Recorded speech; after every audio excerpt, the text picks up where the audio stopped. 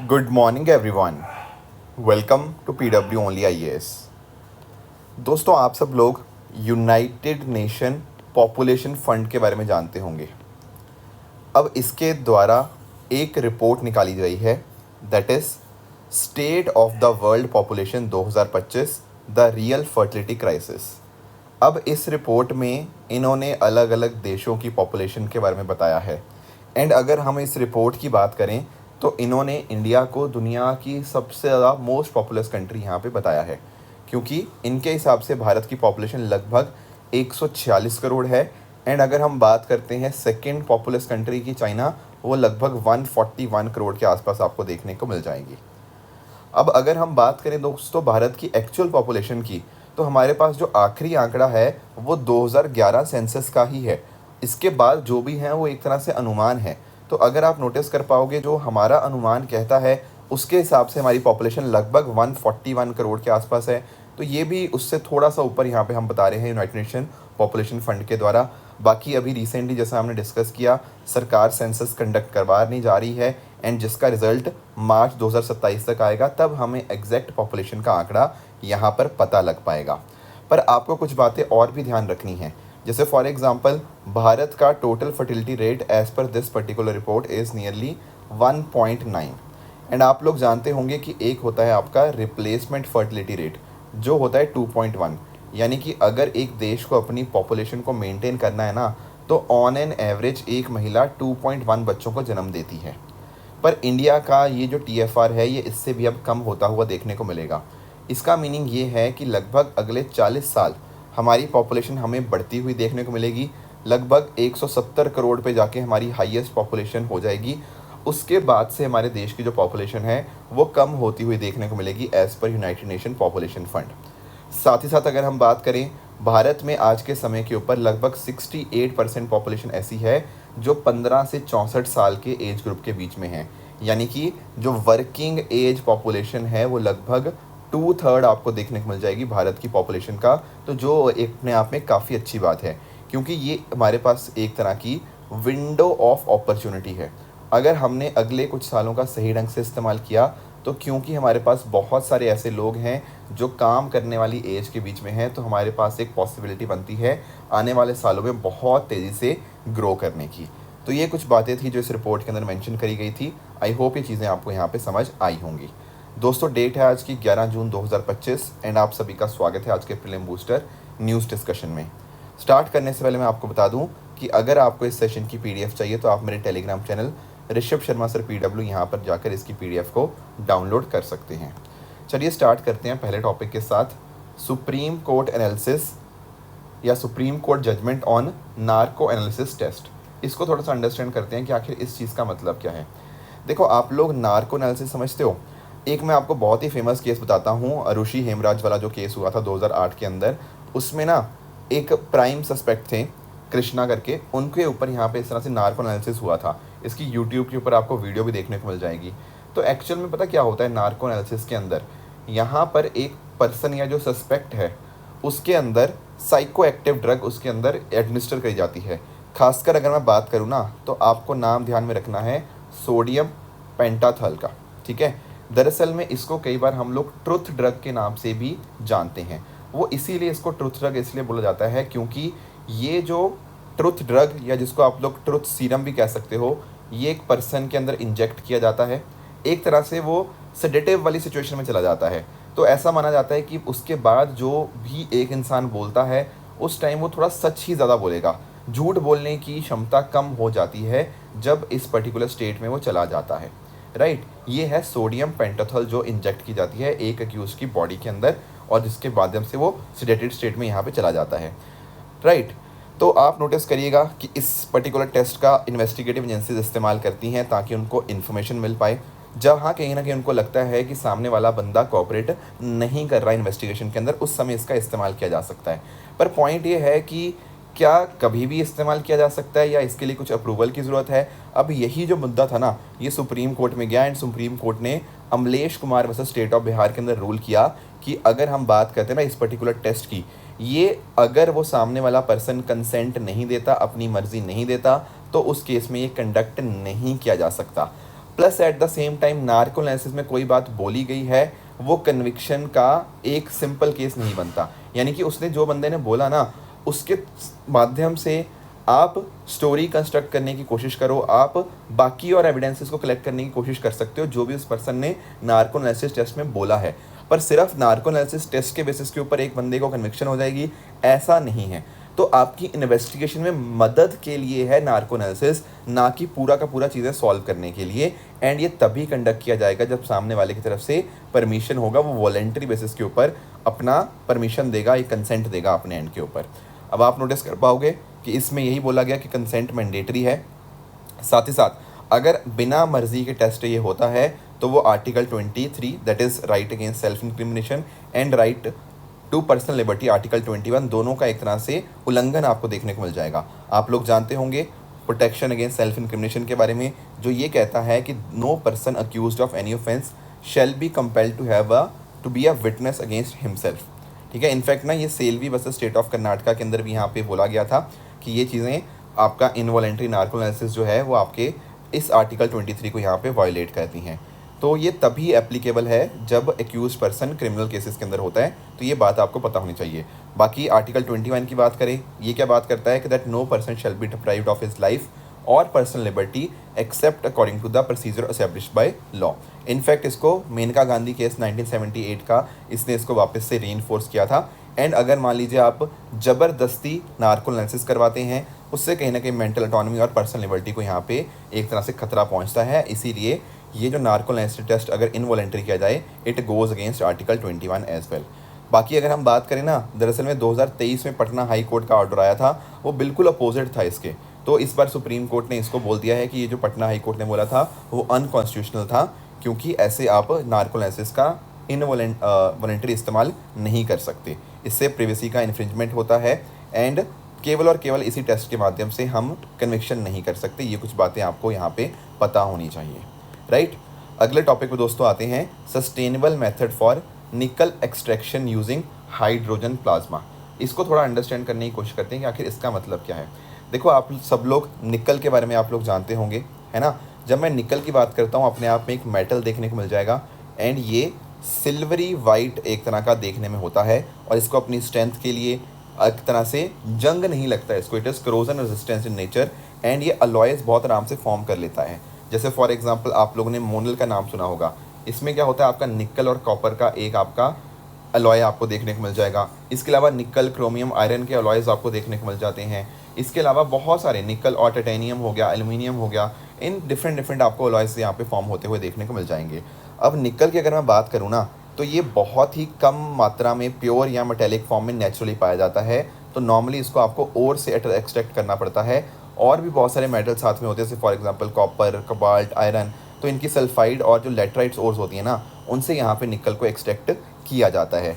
जो primary ores हैं वो यही हैं, सल्फाइड ओर जिससे आपका हो गया पेंटलनाइट हो गया, एंड साथ साथ लेटराइट ओर्स जैसे आपका गार्नेराइट हो गया। दुनिया की अगर हम बात करें तो सबसे बड़ा निकल का प्रोड्यूसर है इंडोनेशिया। मोर देन 50% जो निकल का आउटपुट है वो यहीं से आपको देखने को मिल जाएगा, क्योंकि इसके पास अच्छे खासे लेटराइट रिजर्व्स हैं एंड साथ साथ इसका फोकस बहुत सारी आपकी डोमेस्टिक वैल्यू एडिशन के ऊपर भी आपको इंडोनेशिया का फोकस देखने को मिल जाता है।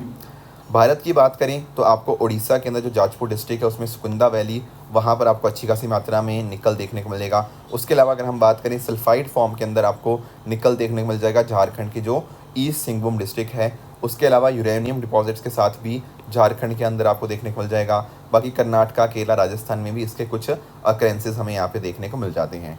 एंड निकल का इस्तेमाल अगर हम बात करें ना, तो अलग अलग सेक्टर में, जैसे for example lithium ion batteries में हो गया, electric vehicle, renewable energy sector के अंदर हो गया।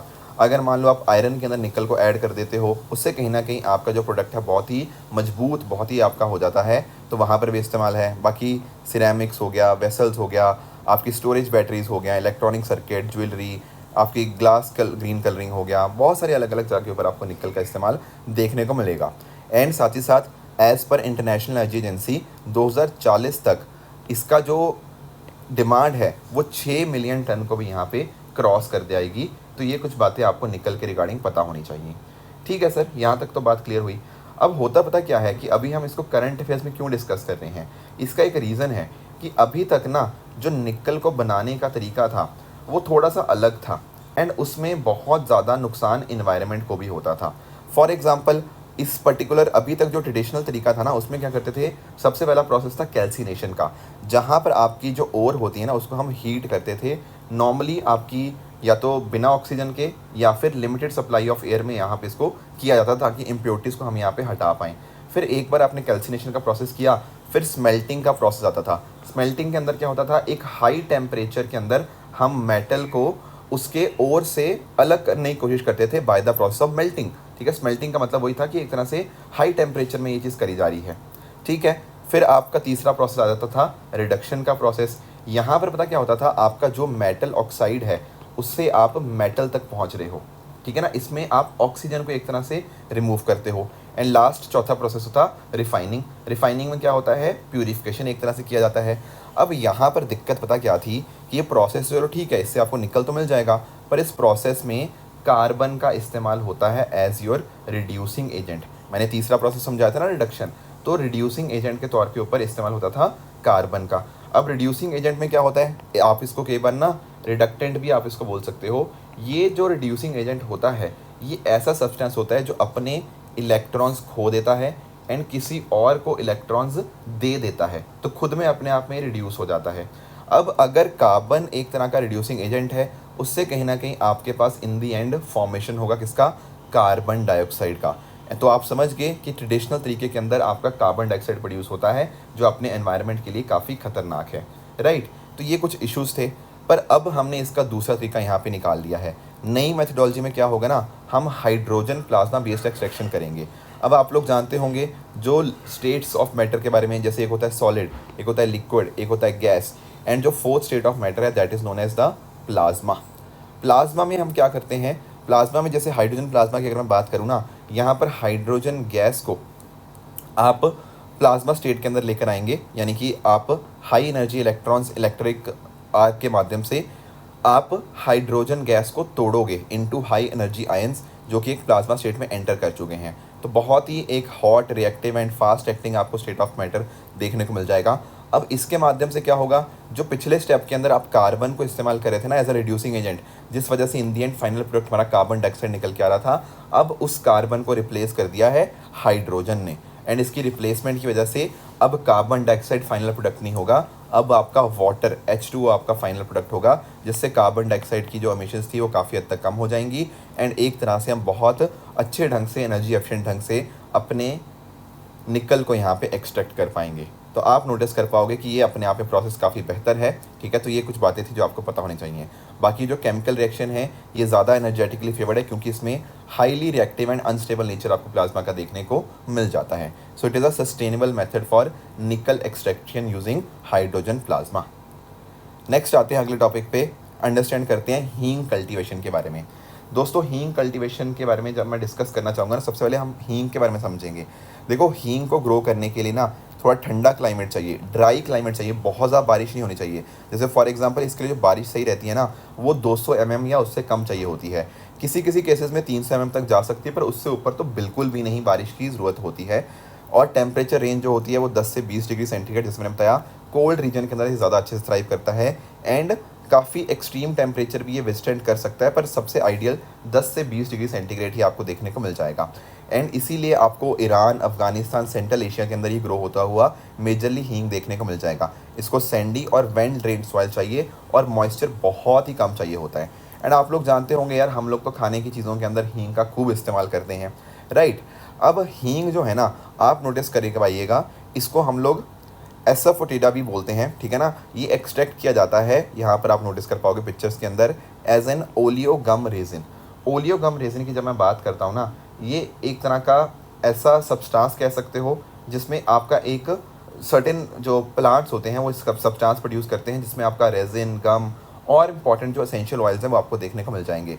और इसको आप हींग को डाइजेशन के लिए, ठीक है, पेट दर्द के लिए और टेस्ट को बढ़ाने के लिए आप इसको इस्तेमाल करते हो।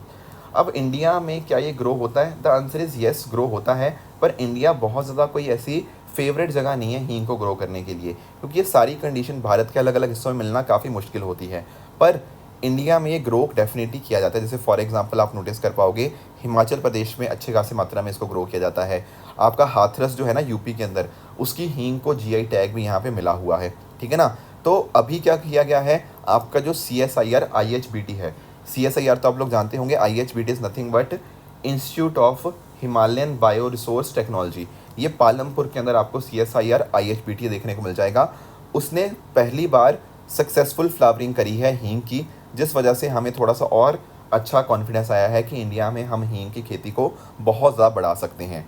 क्योंकि आप नोटिस करो आज के समय के ऊपर क्या है, लगभग इंडिया हर साल 1200 टन ऑफ रॉ एसोफिटिडा यहाँ पे इंपोर्ट करता है from Afghanistan, Iran and Uzbekistan. And इस वजह से हमारे लगभग $100 मिलियन हर साल यहाँ पे खर्च हो जाते हैं। तो अगर हमारे यहाँ पे प्रोडक्शन इस चीज़ की बढ़ती है, वो हमें काफ़ी ज़्यादा बेनिफिट यहाँ पे कर सकता है, राइट। नेक्स्ट टॉपिक जो हमें पता होना चाहिए वो है आपका ड्रम ऐप के रिगार्डिंग। अब ड्रम की फुल फॉर्म क्या है? Drum stands for dynamic route planning for urban green mobility. मैं आपको समझाता हूँ। देखो कई बार पता क्या होता है, मान लीजिए आप यहाँ से ए जगह से आपको बी पे जाना होता है, तो आप लोग ना गूगल मैप्स का इस्तेमाल करते हो। वो आपको दिखाता है कि इस रास्ते से आप जाओगे तो सबसे कम टाइम में आप इस तरह से पहुँच जाओगे, है ना। गूगल मैप्स का आप इसीलिए इस्तेमाल करते हो। पर यहाँ पर पता क्या हुआ है, IIT खड़गपुर के एक टीम ने ना एक ड्रम ऐप बनाई है, जिसमें ना 4-5 अलग अलग ऑप्शंस आपको देखने को मिल जाएंगे। अब उनमें क्या होगा, देखो एक तो उनमें बता देगा कि सबसे शॉर्टेस्ट रास्ता कौन सा है। शॉर्टेस्ट मतलब डिस्टेंस वाइज कौन सा रूट ऐसा होगा जहाँ पर सबसे कम डिस्टेंस आपको ट्रैवल करना पड़ेगा। दूसरा हो गया आपका फास्टेस्ट। फास्टेस्ट में क्या हो गया कि सबसे कम टाइम कौन से रास्ते के ऊपर लगेगा। तीसरा रास्ता ये बताएगा आपका एयर पोल्यूशन के रिगार्डिंग, कौन सा ऐसा रास्ता है जहाँ पर सबसे कम एयर पोल्यूशन है, least exposure to air pollution. चौथा आपको एक रास्ता यहाँ पे ये बता देगा जहाँ पर आपका एनर्जी का कंजम्पशन सबसे ज़्यादा कम होगा। एंड पांचवा होगा इन चारों का कॉम्बिनेशन जो सबसे बेस्ट आपका सजेस्टेड रूट होगा। तो कहने का मतलब ना ड्रम ने ना अर्बन ग्रीन मोबिलिटी के ऊपर यहाँ पे फोकस करने की कोशिश करी है। ये उस रूट को पिक करेगा जो एयर क्वालिटी के लिए सबसे अच्छा है, एनर्जी एफिशिएंसी वहाँ पे बहुत अच्छी है। तो एक तरह से यूज़र्स के पास भी एक ऑप्शन हो पाएगा कि अपने हिसाब से ये रूट्स को यहाँ पे चूज़ कर पाएँ। तो इस तरह से 5 रूट ऑप्शन आपको देखने को मिल जाएंगे। तो जो डेटा यहाँ पे कलेक्ट किया जाएगा, जैसे फॉर एग्जांपल आपको इसके लिए एयर पोल्यूशन का डेटा होना चाहिए, आपका ट्रैफिक का डेटा होना चाहिए, तभी आप कर पाओगे। तो वो आपको सेंट्रल पोल्यूशन कंट्रोल बोर्ड से मिल जाएगा। एंड साथ ही साथ जो वर्ल्ड एयर क्वालिटी इंडेक्स है वहाँ से आपको डेटा मिल जाएगा। अब रूट्स को डिटर्मिन करने के लिए इन्होंने Java based routing library graph hopper का इस्तेमाल किया है। एंड साथ ही साथ अभी कितना ट्रैफिक है, रियल टाइम ट्रैफिक अपडेट इन्होंने मैप बॉक्स से यहाँ पे फेच किए हुए हैं। तो एक तरह से आप नोटिस कर पाओगे कि हम अपने ट्रांसपोर्टेशन के अंदर, आप मोबिलिटी के अंदर एक तरह से क्या बात कर रहे हो, आप इन्वायरमेंट की यहाँ पे डिस्कशन कर रहे हो। क्योंकि आप अंडरस्टैंड करो कि एयर पोल्यूशन ना, आपके आसपास जो एयर पोल्यूशन है वो लगभग भारत की सिटीज़ में 7.2% डेथ्स के पीछे जिम्मेदार है। तो हमें डेफिनेटली एयर पोल्यूशन को और ज़्यादा मेन स्ट्रीम करने की ज़रूरत है उसकी डिस्कशंस के अंदर, ताकि हम मोबिलिटी के एस्पेक्ट्स के अंदर भी हम यहाँ पे इन्वायरमेंट को लेकर आ पाएँ। और ड्रम ऐप हमारी उसी में यहाँ पे मदद कर रहा है। नेक्स्ट आते हैं अगले टॉपिक की तरफ, that is discovery of new vast species in India. Vast आप समझते हो, जैसे आप पिक्चर में देख रहे हो, कई बार इसको हिंदी में हम ततैया के नाम से जान लेते हैं। तो एक नई वास्ट की स्पीशीज़ है दैट इज़ लॉस्कना ऑसीडेंटलिस, ठीक है। कई बार ना यूपीएससी में ऐसे क्वेश्चन आ जाते हैं, वो आपसे पूछ लेगा कि ये न्यूज़ में था, आखिर इसका मतलब क्या है। तो आपको ध्यान में रखना है एक वास्ट की स्पीशीज़ है। ये दरअसल में अभी चंडीगढ़ से यहाँ पे डिस्कवर करी गई हैं। एंड लगभग 60 साल के बाद जो लॉस्कना जो जीनस है ना, उसकी कोई स्पीशीज़ को हमने यहाँ पे डिस्कवर किया है। लास्ट जो आपको देखने को मिली थी वो 1965 में देखने को मिली थी। तो लगभग 60 साल से कोई इसकी डॉक्यूमेंटेड प्रेजेंस नहीं देखने को मिल रही थी। तो आप नोटिस कर पाओगे ये चंडीगढ़ में पिछले सालों में मिली थी। अब यहाँ पे इसका पूरा रिसर्च करेंगे तो अब इसको पाया गया, ठीक है ना। तो पहली इंसेक्ट स्पीशीज़ है जो फॉर्मली डिस्क्राइब है फ्रॉम चंडीगढ़, ठीक है ना। एंड ये पैरासाइटिक वेब्स को यहाँ पे उनकी फैमिली को बिलोंग करती हैं। पैरासाइटिक वेब्स ऐसे होते हैं जो कहीं ना कहीं किसी दूसरे ऑर्गेनिज्म के ऊपर डिपेंडेंट होते हैं, उसके ऊपर रहते हैं एंड अपना फूड जो है वहाँ से ऑब्टेन करते हैं, राइट। इनका बायोलॉजिकल पेस्ट कंट्रोल के अंदर भी काफ़ी इंपॉर्टेंट रोल आपको देखने को मिल जाएगा। इनको हम लोग पैरासाइटॉइड्स या पैरासाइटिक वेब्स के नाम से जानते हैं। ये अकेले रहना ज़्यादा पसंद करते हैं, कॉलोनीज़ वगैरह के अंदर ये बिल्कुल नहीं रहते। बाकी आप ध्यान में रखिएगा, ये पॉलन और नेक्टर के ऊपर फीड करते हैं। एंड मैंने जैसे आपको बताया ये पैरासाइट्स होते हैं ना, तो अपने अंडे किसी दूसरे इंसेक्ट्स के ऊपर या स्पाइडर के ऊपर लेड करते हैं एंड उनको ही अपने लार्वा के लिए एज अ होस्ट की तरह यहाँ पे इस्तेमाल किया जाता है। बाद में क्या करेंगे, वो होस्ट को मार देंगे एंड इस तरह से इनका पूरा का पूरा जो डेवलपमेंट है वो कंप्लीट हो जाएगा। तो होस्ट की फिजियोलॉजी और बिहेवियर को यहाँ पे एक तरह से मैनिपुलेट करने की कोशिश करते हैं। इसमें उसको पैरालाइज करना हो गया, डेवलपमेंट अरेस्ट हो गया, इम्यून सप्रेशन, ये सारी अलग अलग प्रोसेसेस यहाँ पे करी जाती है ताकि होस्ट के ऊपर ये डिपेंडेंट होके अपने आप को यहाँ पे ग्रो कर पाएँ। तो ये थी नई वास्ट स्पीशीज़ जो अभी रिसेंटली यहाँ पे डिस्कवर हुई है। अब दोस्तों बात करें ट्रू एंड फॉल्स स्टेटमेंट्स की। यहाँ पर आपके सामने कुछ स्टेटमेंट्स हैं, इनको आप पढ़िएगा, बताइएगा इनमें से कौन सा सही है कौन सा गलत है। एंड कल जो मैंने आपको होमवर्क दिया था प्रधानमंत्री सुरक्षित मातृत्व अभियान के रिगार्डिंग, दोस्तों इसके 9 साल कंप्लीट हुए थे, तो 2016 में यहाँ पे लॉन्च हुआ था, इसलिए पहला स्टेटमेंट आपका इनकरेक्ट है। लक्ष्य की बात करें तो डेफिनेटली लेबर रूम्स के अंदर किस तरह से हम क्वालिटी केयर प्रोवाइड कर सकते हैं उसके रिगार्डिंग लक्ष्य इनिशिएटिव है। फ्रेंच ओपन की बात करें तो दोस्तों ये आपके ग्रास कोर्ट्स के ऊपर नहीं बल्कि आपके क्ले कोर्ट के ऊपर होता है, इसलिए ये स्टेटमेंट आपका यहाँ पे इनकरेक्ट बन जाएगा। तो दोस्तों ये थी हमारी आज की डिस्कशन। इसी तरह से आप सब लोग अपने एंड पे हार्ड वर्क करते रहिए। Thank you so much for joining. All the very best.